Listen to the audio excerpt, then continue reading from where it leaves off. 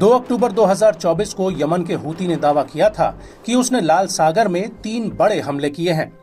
Houthi के मुताबिक उसने लाल सागर में पनामा के झंडे वाले ऑयल टैंकर कॉर्डेलिया मून पर एक समुद्री ड्रोन से हमला किया था। हूती के मुताबिक ये हमला उस वक्त हुआ जब ये जहाज होदेदा बंदरगाह से करीब 110 किलोमीटर की दूरी पर था। इस हमले को लेकर हूती ने कहा था कि उसके ड्रोन हमले से कॉर्डेलिया मून का एक बैलास्ट टैंक पंक्चर हो गया था।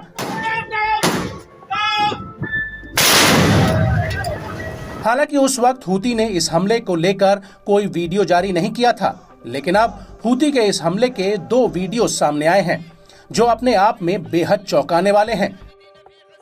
दरअसल जब हूती का समुद्री ड्रोन जहाज के करीब आ रहा था तो उस वक्त जहाज पर मौजूद चालक दल ने इस ड्रोन को तबाह करने की कोशिश की थी, लेकिन ये ड्रोन हर हमले से बार बार बच रहा था और सुरक्षा कर्मियों की लाख कोशिशों के बावजूद ये ड्रोन सीधे जहाज में जा लगा।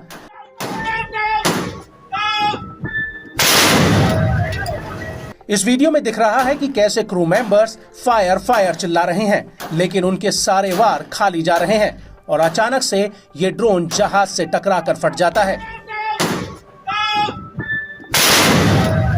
हालांकि हूती यहीं नहीं रुकते, वो इस ड्रोन हमले के बाद इस जहाज पर ताबड़तोड़ करीब 8 बैलिस्टिक मिसाइल और क्रूज मिसाइलें दाग देते हैं, जिसकी वजह से जहाज में जोरदार धमाका होता है। हूती द्वारा जारी किए गए वीडियो में साफ दिख रहा है कि कॉर्डेलिया मून समुद्र के बीचों बीच है। तभी कैमरे के पीछे से हूती के कुछ लड़ाके चिल्लाते हैं और इसके बाद हूती की मिसाइलें जहाज पर जा गिरती हैं, जिससे जहाज में जोरदार ब्लास्ट होता है और पूरा जहाज एक आग का गोला बन जाता है। आपको बता दें कि इस हमले को लेकर हूती के प्रवक्ता ब्रिगेडियर जनरल याया सारी का बयान भी आया है, जिसमें उन्होंने कॉर्डेलिया मून पर हमले की पुष्टि की है।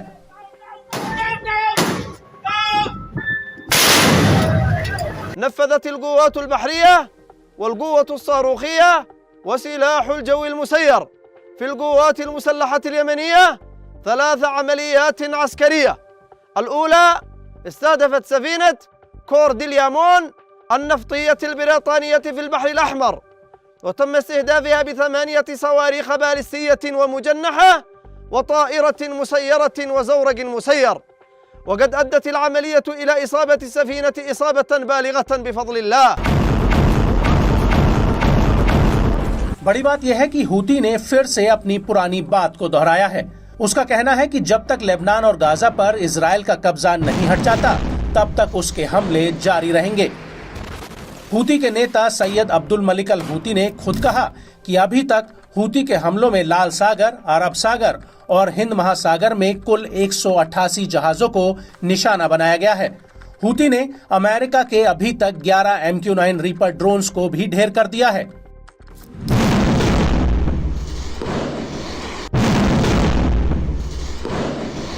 वहीं इजराइल और अमेरिका पर मलिक ने आरोप लगाया कि दोनों ही यमन के साथ युद्ध भड़काना चाहते हैं। दोनों ने मिलकर अकेले इस हफ्ते यमन के ऊपर 39 एयर स्ट्राइक की हैं। हालांकि होदेदा पर हमले को लेकर हूती का कहना है कि इजराइल का ये हमला पूरी तरह से फेल रहा है। वहीं इजराइल का कहना है कि उसने होदेदा बंदरगाह पर हूती के अहम ठिकानों, बिजली घरों, तेल सप्लाई को तबाह कर दिया। हूती के मुताबिक होदेदा हमले में कुल 45 यमनी लोग घायल हुए थे, जबकि 4 लोगों की मौत हुई थी।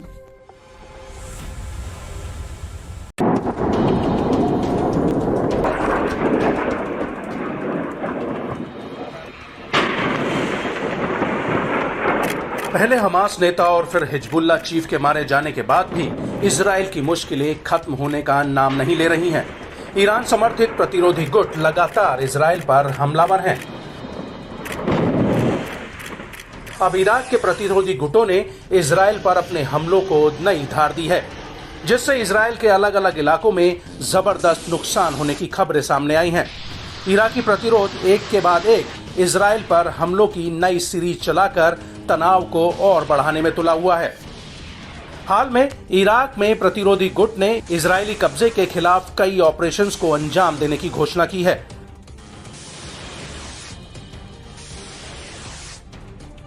इराकी प्रतिरोधी समूह ने अपना बयान जारी कर कहा कि लड़ाकों ने ड्रोन से उत्तरी कब्जे वाले फिलिस्तीन में गोलन हाइट्स और लिबेरियस को टारगेट किया है। इस दौरान अलग अलग ऑपरेशंस में इजरायली कब्जे वाले इलाकों में 3 ठिकानों पर सफलतापूर्वक हमला किया गया। इराक के इस्लामिक प्रतिरोधी समूह ने इजरायल के गढ़ को प्रबलता के साथ ध्वस्त करने और अपने ऑपरेशंस को तेज करने का संकल्प लिया है। इराकी प्रतिरोध ने घोषणा की कि उसने पहली बार तैनात एडवांस क्षमता वाले विमान के माध्यम से कब्जे वाले फिलिस्तीन के दक्षिण में एक इजरायली लक्ष्य पर हमला किया। प्रतिरोध ने पुष्टि की है कि उसके लड़ाके इस तकनीक का इस्तेमाल इजरायली ठिकानों पर तेजी से हमला करने के लिए जारी रखेंगे। न्यूज एजेंसी अल मयादीन की माने तो प्रतिरोध की ओर से तैनात नए यूएवी में हाई फ्लाइंग पावर और विशाल विस्फोट की ताकत है। इसमें मिनट भर में घुसपैठ के लिए हवाई सुरक्षा को बाईपास करने की क्षमता है। इराकी सेना ने भी इराकी प्रतिरोध के हमले की पुष्टि की है। आईडीएफ ने बताया कि इराक से हुए ड्रोन हमले गोलन के मिलिट्री साइट पर हुए हैं। इस दौरान गोलानी ब्रिगेड की बटालियन तेहरा के 2 सैनिक मारे गए, जबकि 25 से ज्यादा घायल हुए हैं। इजरायली सेना की ओर से की गई जांच में ये पता चला कि हमले में इराक से लॉन्च 2 ड्रोन विस्फोटकों से लदे थे। एक ड्रोन को एयर डिफेंस सिस्टम ने रोक लिया था, जबकि दूसरे कुछ मिनट बाद उत्तरी गोलन हाइट्स में एक सैन्य अड्डे पर जा गिरे। इराक के इजराइल पर बढ़ते सटीक ऑपरेशंस पर अल कासिम ब्रिगेड के सैन्य प्रवक्ता ने भी सराहना की है। अबू उबैदा ने इजरायली हमले के सामने फिलिस्तीनी लोगों का समर्थन करने के लिए इराकी प्रतिरोधी गुटों को सलाम किया है। अबू उबैदा ने कहा कि हम उनके टॉप लेवल ऑपरेशन की सराहना करते हैं, जिसने ड्रोन के साथ कब्जे वाले गोलन में इजरायली बलों को निशाना बनाया। इसमें कई जवान मारे गए हैं, जबकि दर्जन भर से ज्यादा हताहत हुए हैं। इजरायली हमले में दृढ़ता इजराइल को और ज्यादा नुकसान और असफलताएं दिलाएगी। इजरायली सेना के रेडियो चैनल ने इराकी प्रतिरोध के हमलों पर खुलासा किया कि सैनिकों को पहले से कोई अलर्ट नहीं मिला था। दावा है कि एक बार फिर इजरायली रेडार को चकमा देते हुए प्रतिरोध के ड्रोन घुसपैठ करने में सफल रहे हैं। इजरायली मीडिया ने बताया कि इराकी हमले से गोलन में सायरन एक्टिव हो गए थे। हालांकि जांच में ये सामने आया कि समय पर दूसरे ड्रोन्स को पकड़ने में सफलता नहीं मिल पाई थी। इस वजह से कोई अलर्ट सायरन नहीं बजा, जिससे इजरायली सैनिकों को मिलिट्री बेस खाली करने का समय नहीं मिला। लिहाजा इजरायली बलों को बड़ा नुकसान उठाना पड़ा। इजरायली मीडिया में भी इराक के इस्लामिक प्रतिरोध की ओर से टारगेट बेस को नुकसान पहुंचाने की तस्वीरें काफी सर्कुलेट हुई हैं, जिनमें माना गया कि इराक से इजरायल को काफी खतरा है। इराक के इस्लामिक प्रतिरोध ने सैकड़ों नहीं तो दर्जनों ड्रोन और क्रूज मिसाइलें दागी हैं। बता दें कि इराकी प्रतिरोध ने इजरायली ठिकानों के खिलाफ 3 ऑपरेशंस को अंजाम दिया। प्रतिरोध ने इजरायली कब्जे के खिलाफ कई ऑपरेशंस का दावा किया है।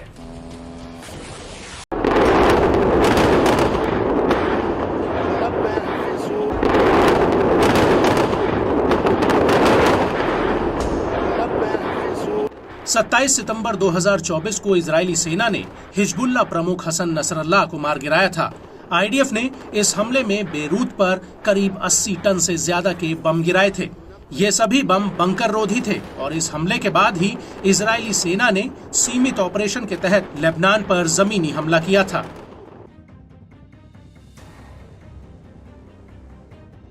और उसके बाद से ही इजरायली सेना दक्षिणी लेबनान के बॉर्डर वाले गांवों को घेर कर खड़ी हुई है। आईडीएफ लगातार हिजबुल्लाह के लड़ाकों को ढूंढ रही है ताकि उन्हें नष्ट किया जा सके। लेकिन इस सब के बीच हिजबुल्लाह चुप नहीं बैठा, बल्कि उसने 3 अक्टूबर 2024 को आईडीएफ के ऊपर एक बहुत बड़ा जवाबी हमला किया।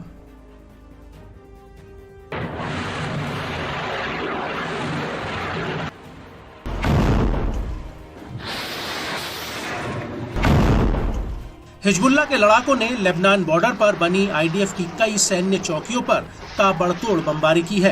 हिजबुल्लाह का कहना है कि उसके लड़ाकों ने देर रात करीब 1 बजे हनीता साइट पर आईडीएफ के जमावड़े पर गोला बारूद बरसाया और इसी दौरान मिसगांव सेटलमेंट पर भी हिजबुल्लाह ने रॉकेटों का एक जत्था फायर कर दिया।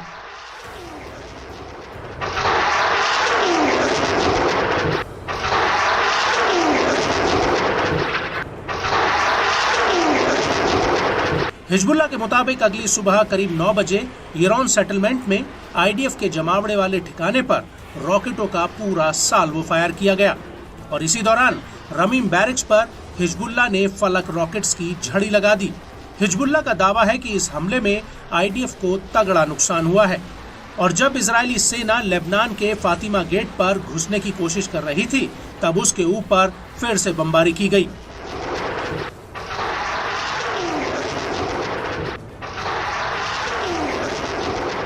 और सुबह करीब 10:45 पर शतूला और अल राहिब सैन्य चौकियों पर भी हिजबुल्लाह के लड़ाकों ने एक के बाद एक रॉकेट दागे और इस हमले के बाद हिजबुल्लाह ने अदामिज सेटलमेंट पर करीब 11:30 पर रॉकेटों का एक पूरा साल्वो फायर कर दिया। हिजबुल्लाह के मुताबिक इस दौरान तबारिया में भी कई रॉकेट दागे गए।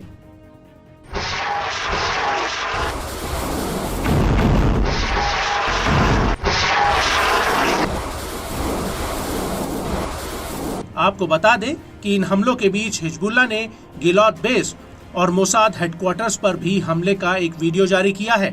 यह हमला खैबर ऑपरेशंस के तहत किया गया था। हिजबुल्लाह के इस वीडियो में साफ दिख रहा है कि पहले सैटेलाइट या ड्रोन कैमरे के जरिए आईडीएफ के ठिकानों को चिन्हित किया जाता है। इसके बाद हरियाली के बीच तैनात एक रॉकेट लॉन्चर से हिजबुल्लाह के लड़ाके दनादन रॉकेट फायर करने लगते हैं। हिजबुल्लाह के इस वीडियो में साफ दिख रहा है कि कैसे ये मिसाइलें आसमान को चीरती हुई इजराइल की तरफ बढ़ती हैं।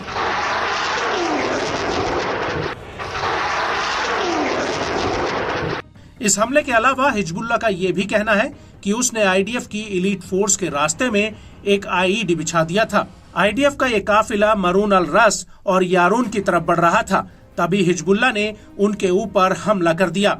हिजबुल्लाह का कहना है कि उसने इजरायली सेना के काफिले की निगरानी करने के बाद ही उसके रास्ते में कुछ ही घंटों पहले आईईडी बिछाया था और जैसे ही इजरायली सेना यहां से गुजरी ये आईईडी ब्लास्ट हो गया।